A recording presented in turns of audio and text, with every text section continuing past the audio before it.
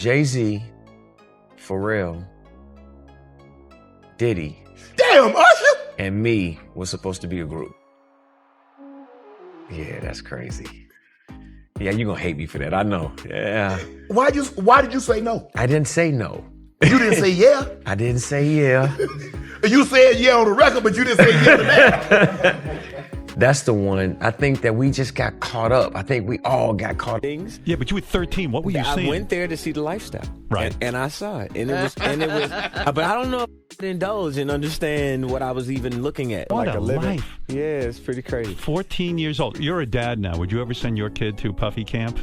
A lot of stuff that Mace and Usher know that they ain't telling about Diddy. There's a lot of stuff that they convince this guy, you know, or put him in a situation with other girls so he could do whatever he wanted to do with them. And it's just like the situation somewhat with Sarah and her girlfriend and him and Josh. It all sounds familiar, man. I read the whole thing, man, and it was crazy. Sean Carter is worse. Uh-oh. Oh, man. He's smarter. He's patient. He's not sloppy. To come back and make my show hot, I so appreciate it. To Rockefeller show, motherfucking city. Usher just broke his silence on what the industry's been whispering about for years: Diddy and Jay Z's hidden power plays. For most of his career, the R&B legend avoided the drama. But in a recent interview, Usher calmly dropped chilling. Hints about secret meetings, shady deals, and unseen forces that shaped the music world. He didn't name names directly, but what he said was enough to make fans sit up and realize something much deeper has been going on. When you're early in your career, you feel that you have to listen. And when you buck, they buck harder and they make threats. And those threats are huge ones. Smalls was there. Biggie Smalls was there. Lil' Kim, Craig Mack. All these people are hanging around. Yeah, man. Faith Evans, Jodeci, Mary J. Blige. They ain't know nothing about. Oh. I was having a good. Pac had everybody's attention, so it was hard for him to become Jay Z, like the best, the top, like, you know what I mean? Nobody could with him. Like, it would have been difficult if they was around, and that's why you see them go through what they went through, because you got to fight for that position. But he didn't have to like start those conversations, because that's not your child. You know what I'm saying? And for you to keep him that close, it's like you kept him that close because he might got your secrets, because he's not your child. So if he's not your child and you that type of person with that type of character, you don't mind actually doing it to him when he finally reached a certain age. When she used to do her little modeling thing with her little ladies other night, the little wild parties, when she gave that up, remember the time that him and his mama kissed each other on the lips? Yeah, I remember that video. Do you remember that both of them was getting an IV at the same time? Yeah, I did notice that, yep. That's from the Diddy Freak Off party. And I'm gonna say allegedly. So let me ask you this. You knowing her at one point, you knowing her personally, is she the kind of person that, you know, would be a part of a freak off or no? I think that she liked to party, and she party with young people. Y'all got 365 days to get this together. We need the artists to take back the control. We need transparency. We need diversity. This is the room that has the power to make the change that needs to be made. They have to make the changes for us. They're a non-profit organization that is supposed to protect the welfare of the musical community. That's what it says on the mission statement. That's the truth. They work for us. We have the power. We decide what's hot.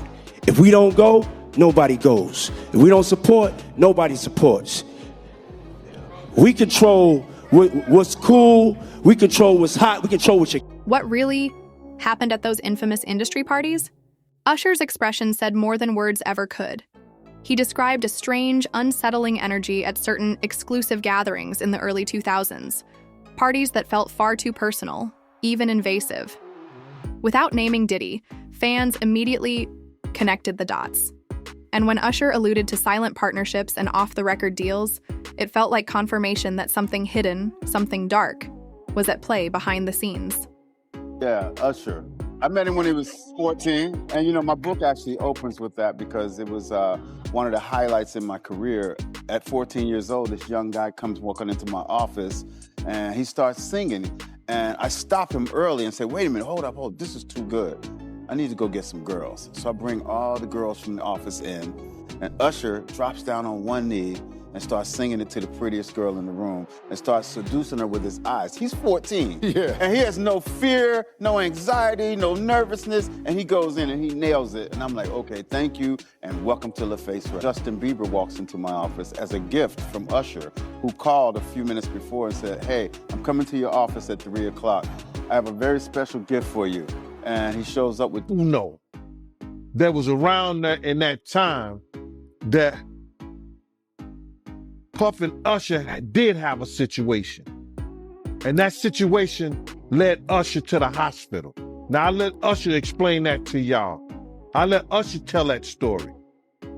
But how dare you say a man that you gonna give him a pass?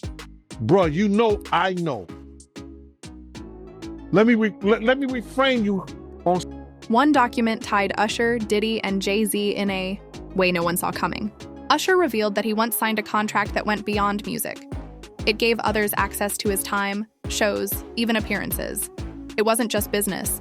It was a favor. That word sparked speculation. Was this part of a wider system where silence was exchanged for protection? Usher didn't say he was forced, but fans wonder, was he being used or being kept quiet? You know, they passed some kind of law on the 17th of November. That's why he hurried up and made, because they've been going through this for 6 months. And it was a law being passed by Governor Holcomb that, you know, whether you sign a non-disclosure or not, if somebody commit a crime and everything like that, you're able to come out and say something against them or tell your story, and you won't lose anything that you made an agreement to. So they passed that law, I think, on November the 17th. So he hurried up and made a settlement so we don't learn the other 32 things that Cassie had in the lawsuit. She had like 60 different things in the lawsuit. They cut it down to 38. So now we're looking at the fact that if a prosecutor come in, and even in Cassie's case, if they can find anything that's criminal that they could bring against him, they can.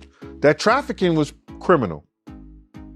1 week, 3 women have spoken out against Sean Diddy Combs, alleging he subjected them to violence. The latest accuser, April Lampros, filed a lawsuit in New York State Supreme Court saying she was a college student in the 90s studying fashion when Diddy promised industry access and mentorship. Instead, she alleges he sexually assaulted her 4 times. Lampros says Combs invited her to parties and his recording studio to impress her and also, quote, love-bombed her with gifts and flowers.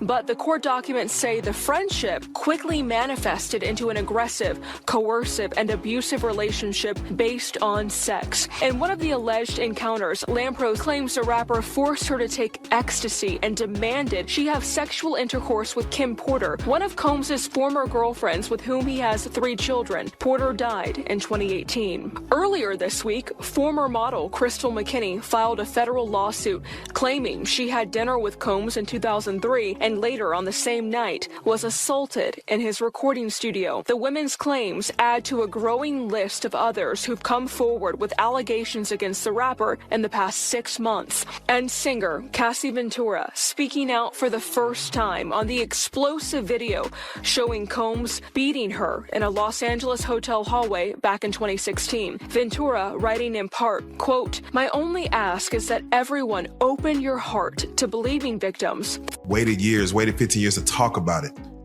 What are your thoughts to that, to where they didn't talk about it then, but now when lawsuits come up? Why would they talk about it then? A lawsuit is a lawsuit. I mean, but why would they talk about it? Why would they talk about it? Who is there to go to? Who's gonna help them? Yeah, funny to me. I ain't told y'all what's going on, what's gonna be happening. I didn't compare the Donald Trump situation when they went and did the search warrants. The grand jury was assembled, and then they got indicted, right? I compared the Keefe D situation, did a search warrant, do a grand jury, indictment coming. I told y'all, 4 months ago when all this broke? It wasn't 4 months ago. But I said 4 months ago, 4 months there will be an arrest done by Mr. Combs. I told y'all the reason why I said 4 months, because of all the things that had to happen. The search warrant, which happened right after I said it was going to happen. And then the grand jury part, which is happening now. And it's the beginning of June 2024. I can guarantee y'all by the end of August. I'm not saying he will be in custody, because I believe he's going to either run like Russell or he's going to commit. I don't believe Puffy is the type of man that can set up and go to court and try to fight this. Yeah, they're going to drain him. But they're going to advise him or attempt to or want to do that. I don't think Puffy is strong enough to sit in that county jail. You've been hearing the truth for years, hidden in plain sight. Fans went back and re-listened to Usher's old tracks, and suddenly the lyrics hit different. In Confessions, certain lines now sound like quiet cries for help, coded messages masked as love songs. Could it be that Usher had been trying to speak out all along, but only through his music? Because you can't get into the party. It doesn't matter what the fuck's going on in the party. Nothing cool is going on in the party. It's a party. But you can't, for some fucking reason, at his party, you can't get into his party. So now what do you want to do? Get into that man's party and see what the fuck all the hubbub's about. So right now I have a do not fucking enter sign.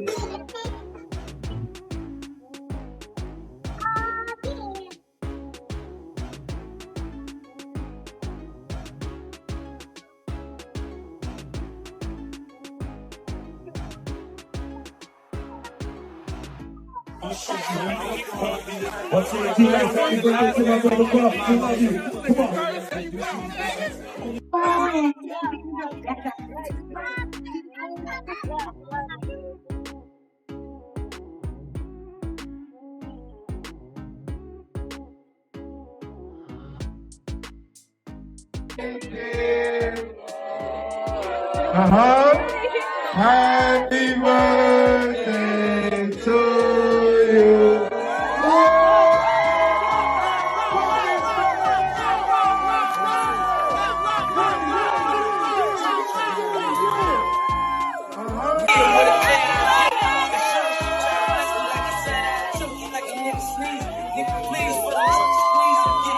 Ass man, and I probably should. Oh wow! See what I'm saying? He put on her socks. Why would he do that?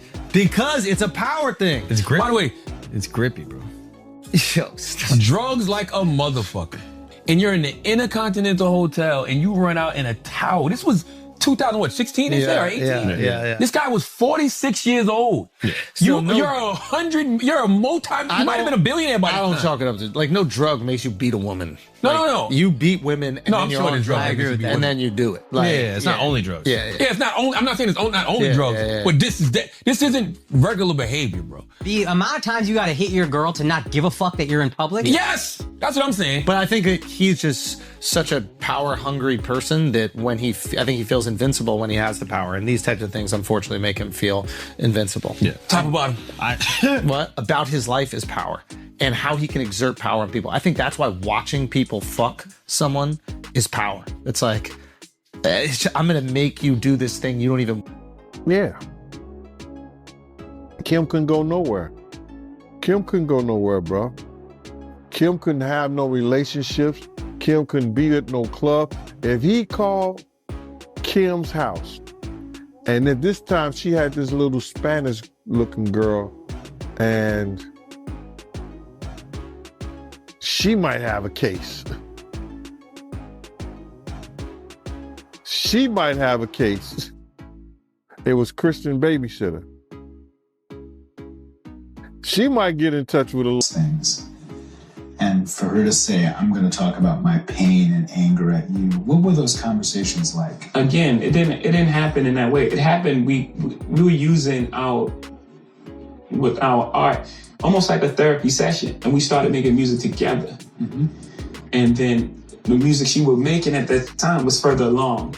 So her album came out as opposed to the joint album that we were working on. Mm-hmm. We still have a lot of that music.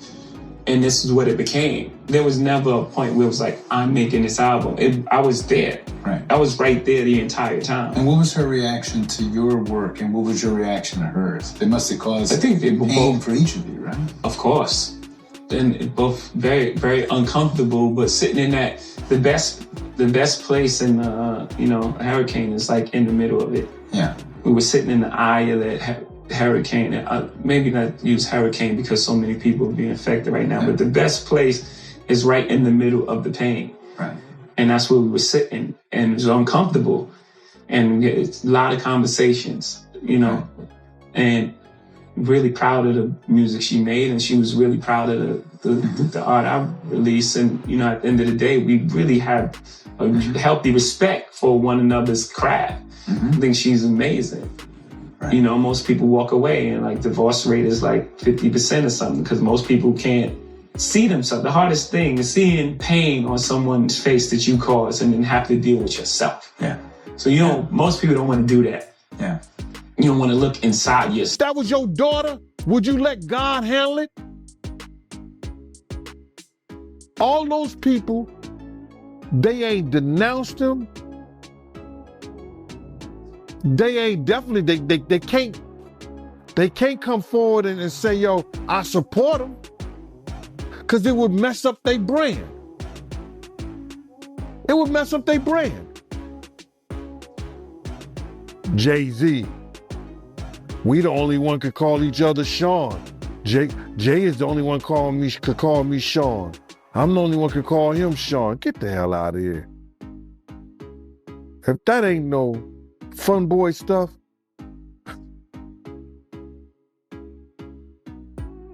But you ain't had not one person, brother, not one person sit there,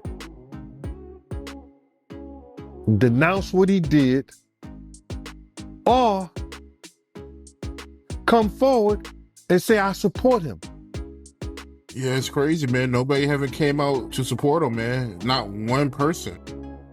It wasn't just Diddy calling the shots. Jay Z was in the shadows, pulling strings. Usher's account flipped the narrative. While Diddy was the flashy frontman, Jay Z was the quiet force making strategic moves behind the scenes.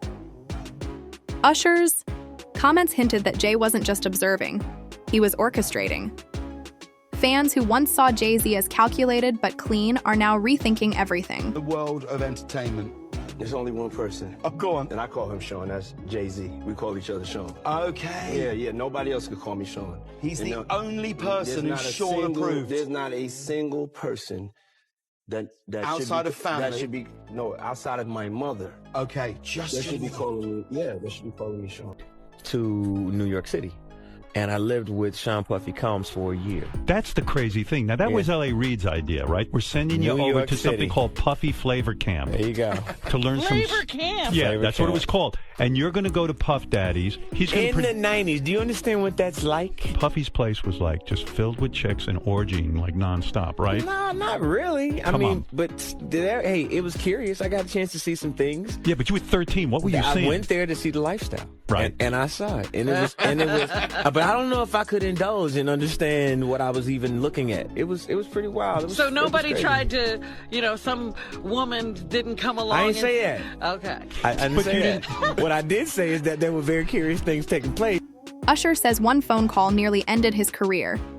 After declining a mysterious private invite, he says the energy around him shifted fast.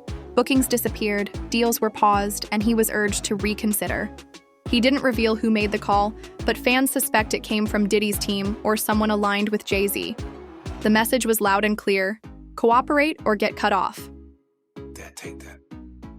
There's a new lawsuit by a man this time around.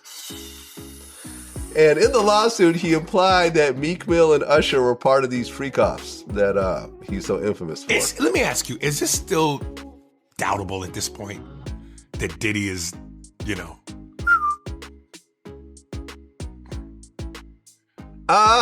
Listen, until I see it, I'm not going to say that it happened. Man, listen. Listen, there's been lots of, in fact, this one dude, Fat Jewish, you know who that guy is? No.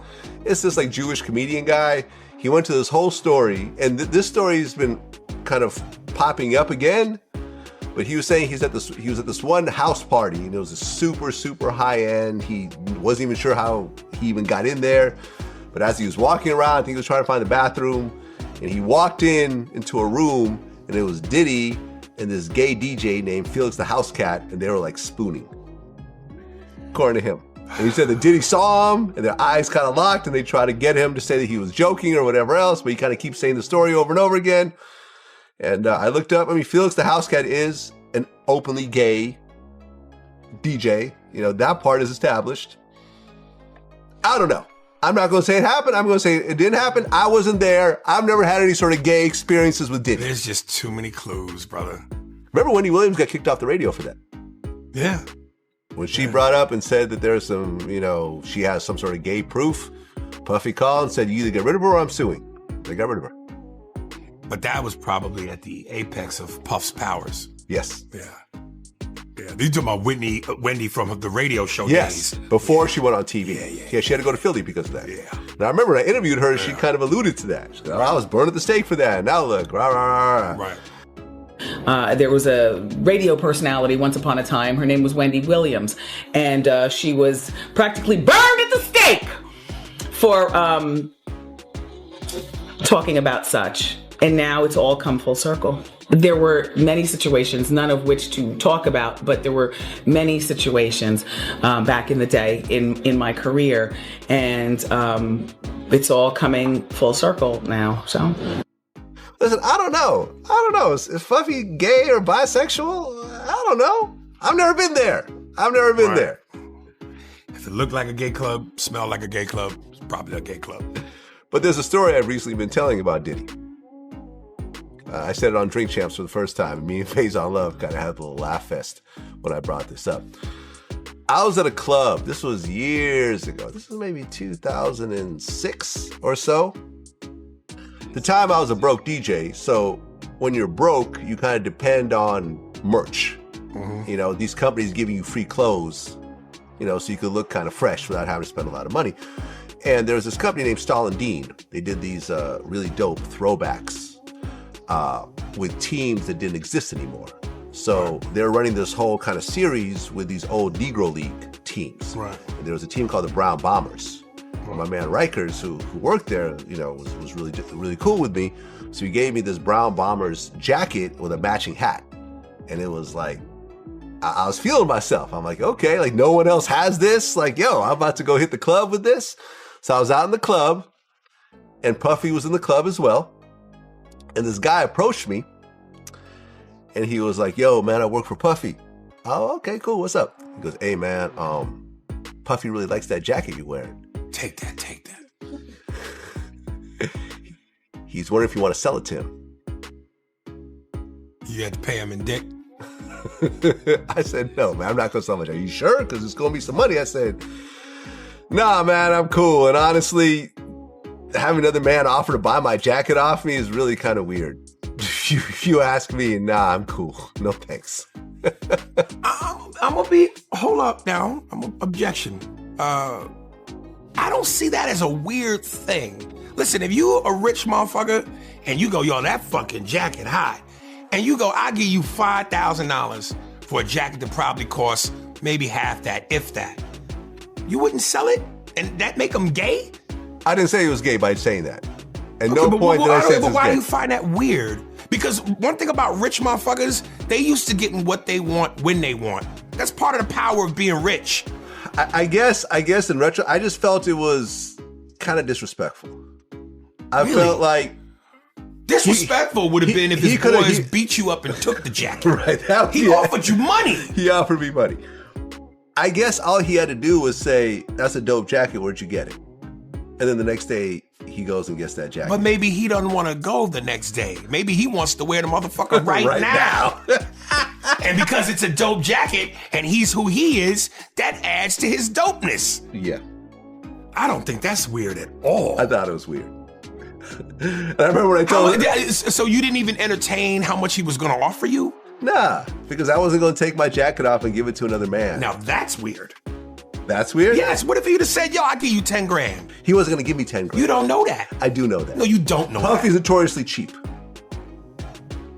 Well, he'll spend money on girls or whatever. If he wants the jacket bad enough, maybe that's where you can negotiate. Yeah, I wasn't going to negotiate. I felt I had a certain level of dignity to not take off I think it was the middle of winter also. It was going to be like, nah, Man, I'm good. let me tell you something. If a motherfucker offered me $5 million for my whole wardrobe in the dead of winter, I'm dead ass naked. He probably would offer me $200 or something like that. All right, maybe not for 200, but if the price is right, yeah, nigga, you better take your naked cold ass into the next open store. Get 1,000 jackets. I remember when I brought it up with Faison. Diddy promised mentorship, but it came at a hidden cost. Usher spoke about their early relationship, revealing that while he gained knowledge about the business, he also felt manipulated. He was pressured into parties he didn't want to attend, choices he didn't want to make. The glitz came with invisible chains, and now Usher's finally unlocking them, one story at a time. Tracks. He's getting all the songs. They making him into this star, even though he may have been abused. They seem to be pretty good friends. Well, they probably is. I mean, they did a lot of work together, man, throughout their whole career. You know, Puff was early in his career. Puff and Usher were working together when Usher was just a kid, all the way up. I mean, you know, I think there's videos from not too long ago when they were together, and you know, Puff is making jokes about how they used to wrestle for the Frosted Flakes in the morning, and yeah, I bet they did. you know, Somebody frosted somebody frosted somebody flakes.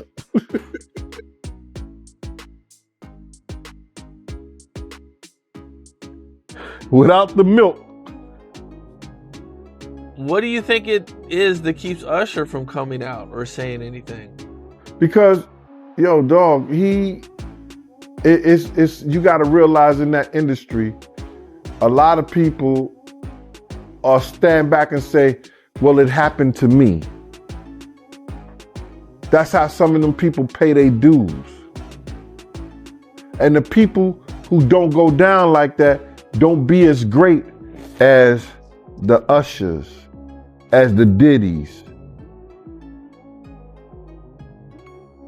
It's a way of passage to certain people in the entertainment business. With all these people coming out against Diddy, do you think more people are going to come out?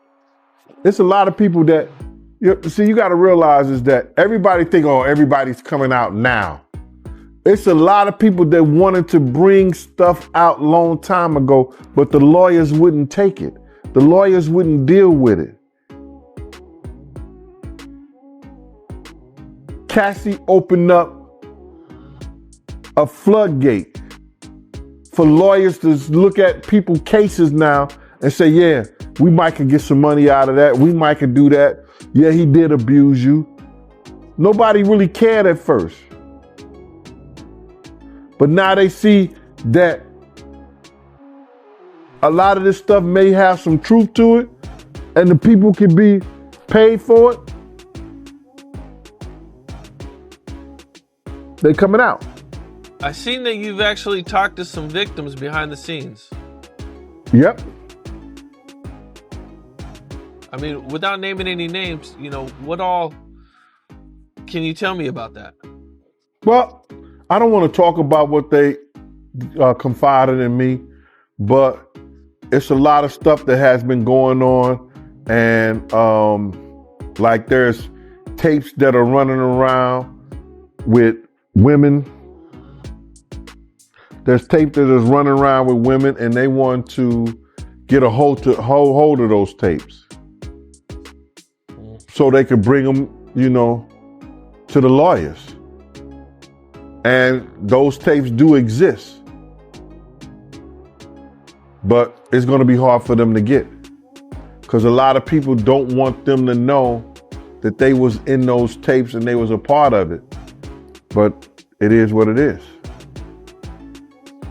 Speaking of tapes, Little Rod says he has a ton of video footage and that Diddy had him following him with a camera, doing all types of these illegal activities.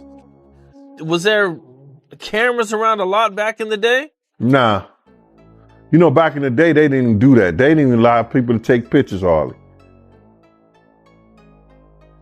You know what I'm saying? We didn't have those cameras like that. There was a few cameramen, Alex and this Spanish dude, they was allowed to take certain pictures, but only when you told, they asked you to. You know what I mean? Yep. So, there's footage. There's footage. I have a tape of the party that Diddy gave after Shine was convicted. Oh, that's interesting. Okay, Diddy threw a party for him beating his case. I take it. Yeah. Okay. Is there anything on there, or it's just a normal party? Just a normal party. I mean, you know, was this just a normal party or was this like a Diddy party? It's a normal party. It's a normal Diddy party. Because you got to realize he was normal back then. He was the normal Diddy back then. Now he brother love. Okay, well, I guess there was a situation with Diddy and a rapper, and they were in a hotel room for hours. Who's that? That you kind of talked about. I believe it was Ja Rule. No, bro. No. Stop it. Yo, Cam. Diddy had Sarah and Sarah's girlfriend, right? He was trying to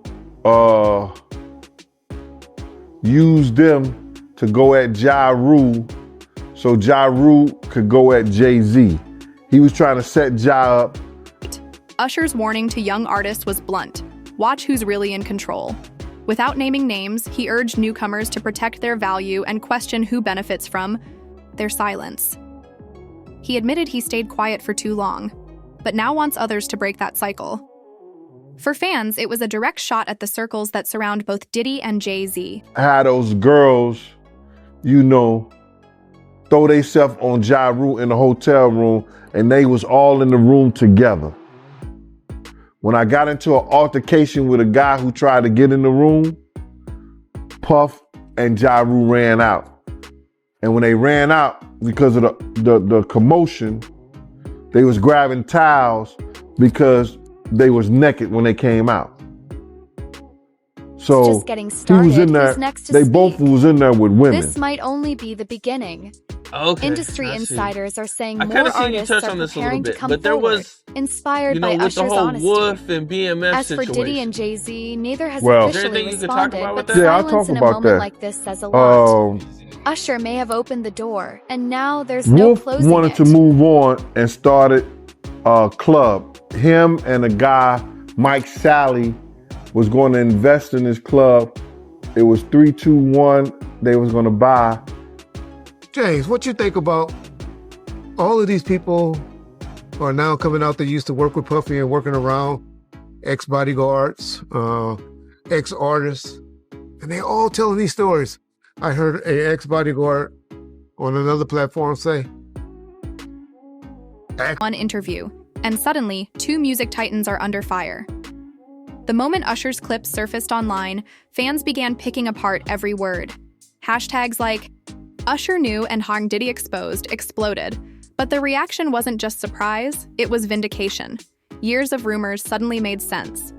What once sounded like conspiracy is now starting to feel like the truth unraveling in real time.